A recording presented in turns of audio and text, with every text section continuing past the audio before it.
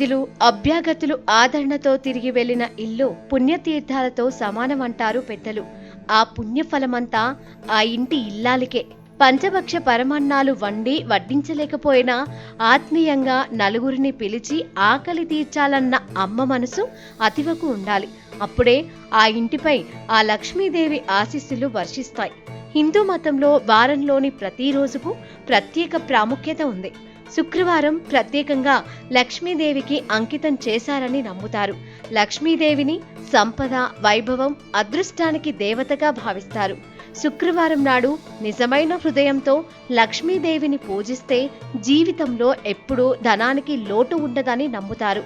ఈరోజు సుఖ సంతోషాలు, శ్రేయస్సు పొందడానికి చాలా శుభప్రదమైనదిగా భావిస్తారు. ఈరోజు కొన్ని ప్రత్యేక పరిహారాలు చేయడం వల్ల ఇంట్లో సుఖశాంతులు, అదృష్టం ఉంటాయి.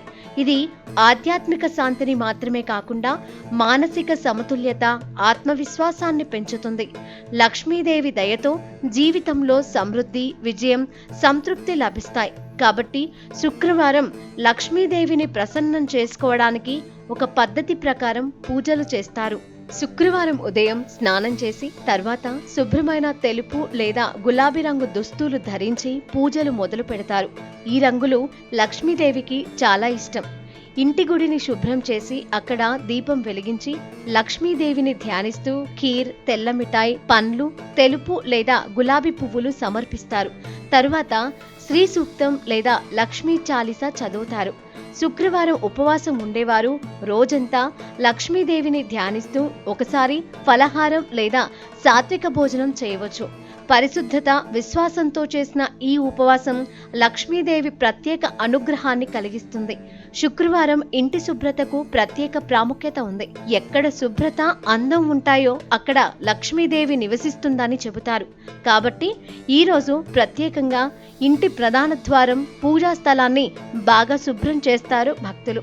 అక్కడ పసుపుతో శుభచిహ్నాలను కొందరు వేస్తారు. ఋగ్వేదంలో ఒక ఆసక్తికరమైన రుక్కు ఉంది. అందులోనే ఆయుష్ను ప్రత్యేకంగా సంపదగా చెప్పారు.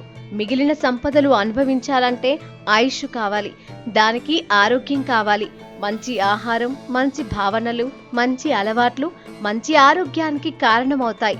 అలాంటి ఆరోగ్యవంతులున్న చోట ఉత్సాహం ఉప్పొంగుతుంది, ఆనందం తాండవిస్తుంది. అలా ఆనందం తాండవించే చోట తానుంటానంటోంది శ్రీ మహాలక్ష్మి. శుచిత్వం మాతృరూపేణ అంటుంది వేదం. శుచి, శుభ్రత మనల్ని కాపాడే తల్లి లాంటివి. ఆరోగ్యమే మహాభాగ్యం కదా. అలాంటి ఆరోగ్యానికి ప్రధాన కారణం పరిశుభ్రత. పరిశుభ్రత, పచ్చదనం ఉన్న చోటే ఆహ్లాదం పరిఢవిల్లుతుంది. అలాంటి ఇల్లు పచ్చగా కలకలలాడుతోంది. ఆడంబరమైన వస్తు సముదాయం ఎంత ఉన్నా ఆ ఇంట్లో శుభ్రత కొరవడితే అక్కడ శుభాలకు, శాంతికి అవకాశమే లేదు. అలాంటి పరిశుభ్రమైన పచ్చని కోవెల లాంటి ఇంట్లో ఖచ్చితంగా కొలువు తీరుతానని వరమిచ్చింది లక్ష్మీదేవి.